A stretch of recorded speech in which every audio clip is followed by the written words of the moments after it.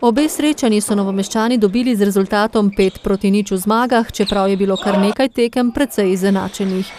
Kljub temu so bili precej boljši nasprotnik in so povsem zasluženo ubranili laskavi naslov. Prva tekma ni odražala dejanskega stanja 5-0, rešili smo se v 3 dvobojih.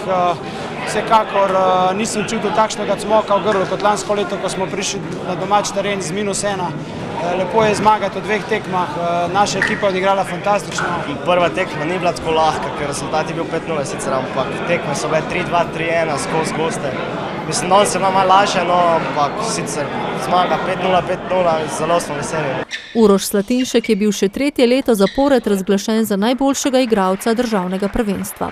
Liga je letos malo slabša, v polfinalu smo imeli kar nekaj treme, pozna se 2-mesečni premor, ampak jaz mislim, da je lažje ubraniti, čeprav lansko leto smo ga težje osvojili. Sistematično in načrtno delo v Novem mestu, katerega sad je tudi namiznoteniški center v Drgančevju, že kaže rezultate.